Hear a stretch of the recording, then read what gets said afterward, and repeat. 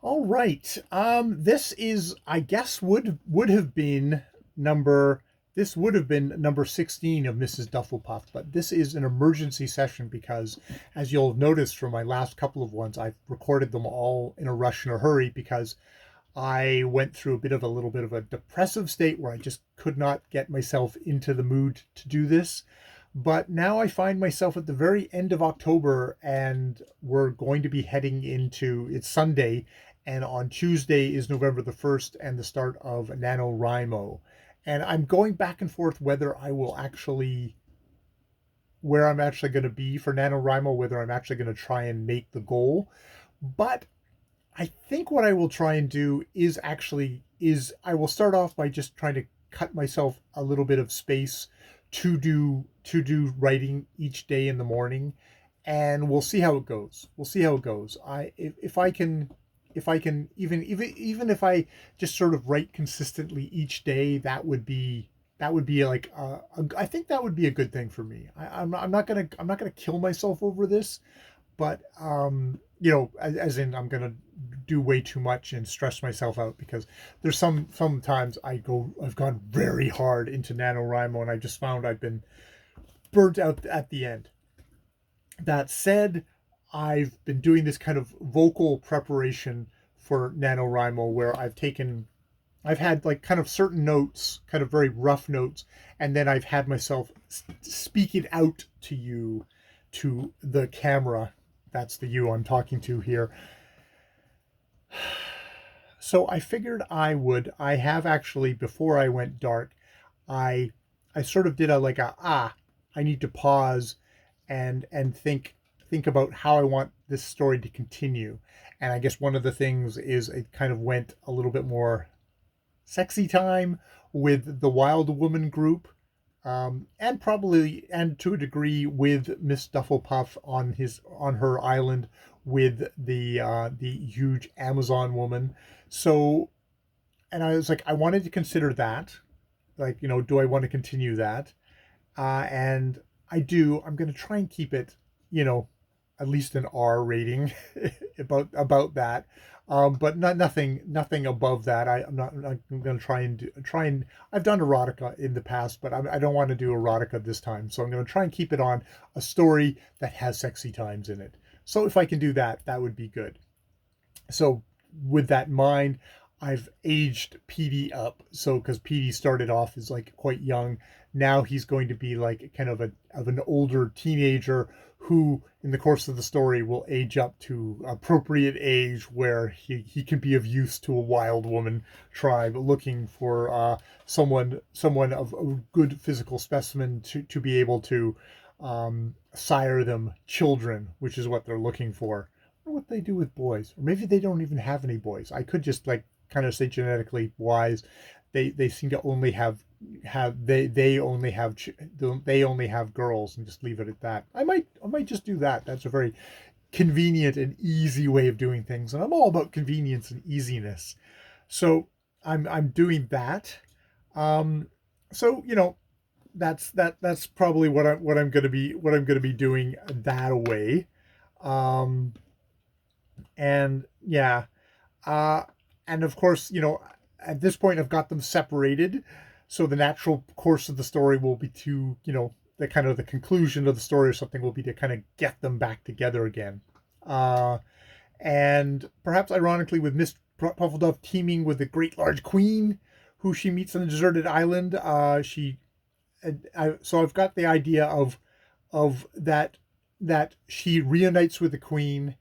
She goes back to her the place where she's hoping to rescue her son because, oh, I've got a queen behind me now, I should be able to do things, where she finds out that in all likelihood Petey has been murdered sort of the same way that they thought she was murdered, which is this point.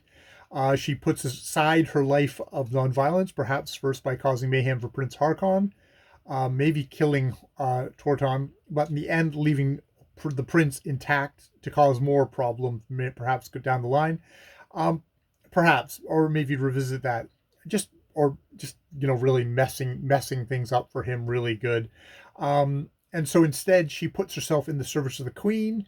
not only as her lover, but as a kind of a general and as a savage kind of warrior, and wanting to go against the people who had banished her to the island. Because even though these soldiers have come and rescued her off the island, the people who deposed her in the first place are still very much in play, and it's not a done deal that she'll survive this getting sprung.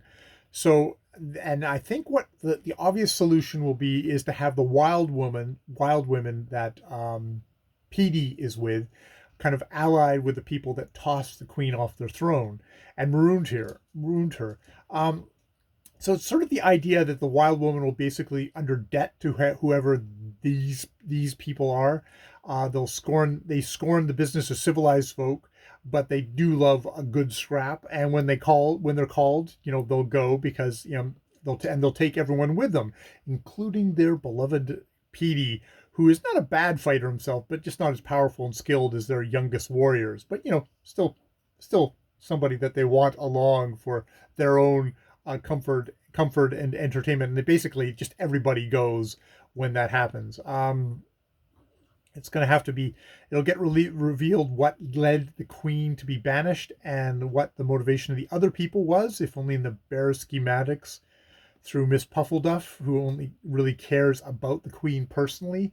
I can make things see if I just want to make the queen just completely uncomplicated that way, or hint that maybe there were issues that she was persecuting certain areas, because that was what queens do. You want to maintain order, but that could also be why wild women would be like they sided the other way.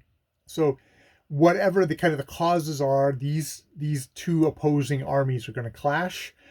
Generally, with the wild woman only noted as a particularly effective force over the one side. You get Peter's view of the fight, rather terrifying, and does defend himself. The warrior women are especially, vigorous, kind of riled up after a fight. So he has plenty of stuff to do. I'm going to try and keep this PG, or not PG, rated R, but we'll see.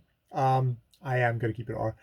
Then just sort of a more dramatic fight headed with the queen. And this is all continuing with this kind of thing of alternating back and forth between the two viewpoints of Miss Dfflpff and of Petey. So then the more dramatic fight head on with Queen and Miss Dfflpff with the wild woman respect them.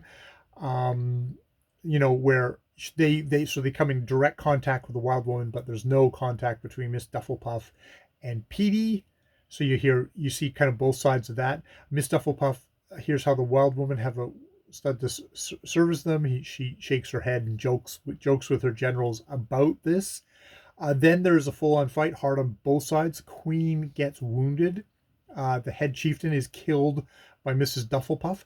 Miss Dfflpff goes to claim her prize, the luscious muscular stud, and so shocked that it is her son, and gets clubbed on the head by the head chieftain's daughter, or that kind of more riled up second warrior who's kind of nipping at the heels of the first. Now that Peter convinces the wild woman not to kill the queen and Miss Dfflpff. There's maybe at this point, this is like there's some revelations about the opposing side that they are on. The wild women decide not to participate in the battle anymore. They release the queen and Miss Dfflpff, but Peter has to stay and be the new chieftain's consort and stud. And Peter agrees to this. So the queen and Miss Dfflpff rejoin their army, turn on the opposing force, now less the wild woman, and that actually turns the battle, and the opposing forces surrender, and they find terms. This isn't like a wholesale slaughter. They actually come up with terms. There's some kind of a peace that has to get built. After which Miss Dfflpff kind of leaves the queen to the hard kind of political stuff, walks into the wild woman's camp alone, threatened with death, but she insists she has the right to fight for her son. Peter protests, but doesn't get a say in this, as in the trial of Wild Woman, and there is a battle between Mrs. Dfflpff and the chieftain. And what I'm liable to have is like, it looks really bad for Miss Dfflpff, but in the end, she has a certain amount of savagery that she's able to turn things, and is on the point of killing the new chieftain. Except she sees the horror in Petey's eyes over this, and she kind of remembers returning back to the very beginning of the story, where it opens with her saying, like, we need I was your father and I embraced violence, and we we fought hard to have another way and to have another different way for you. um at which point she spares the chieftain, um and she spares the chieftain, and Petey Petey kind of is able to Peter, probably going to be Peter, not versus Petey. Maybe Petey is a nickname, but Petey sort of sees what his mother has done, and thanks her for this. And it's sort of at this point that they get to be they get to be mother and son again. But he probably also realizes that, I'd like to stay here of my own free will now. um, and that, but that doesn't preclude that he won't still have a life with his mother. And um, indeed, the queen rides up at this point, and it's like, oh, but it's like the Miss Dfflpff and the queen embrace, and the female warriors, like, they relax, and like, oh, they respect that, because there's a lot of that kind of relation, there's those kind of female relationships in their own tribe as well. um and they're able to come to a little bit more of a kind of an understanding, and they all live happily ever after, or something like that.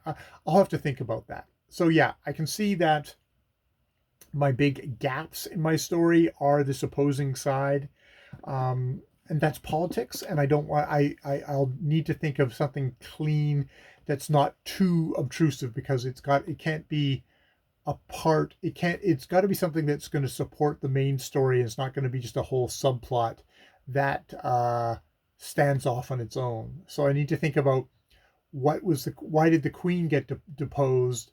Perhaps there is some kind of thing of, it's a different hunk of the family there, and maybe her failure to produce an heir. While Miss Dfflpff is definitely also has also been into men, maybe the queen isn't. Feather hasn't been into men, and has not been able to produce an heir that way. Um, and who knows? That could be something where Peter becomes an adopted child. Could becomes an adopted child of Feather as well, and they are partnered, and thus there is an heir of some sort, or one of Petey's many children, as it turns out. I don't know. We'll think about that. So that's those are that okay. So yeah, I've spun a couple of other webs there that I should probably write down on my thing, but that's what I've got so far for Miss Dfflpff. I think what I'll do is I'll do another video tomorrow talking about Miss Dfflpff, um, making a bit of a kind of trying to quickly jot down like plot points for each section.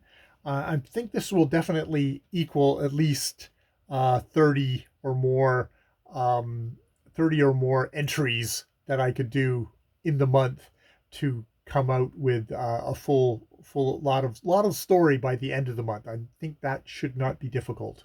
All right, so that is Mrs. Dfflpff so far. Uh, I don't know what I'm going to call this episode. It's not Miss Dfflpff. It's not Miss Dfflpff. God damn it! What number are we at? It is not Miss Dfflpff 16. It's like Miss Dfflpff 16 hyphen to the end question mark. That's what I'll put there for what I title this in a disemboweled sort of way. All right. I've been Jay. More videos later.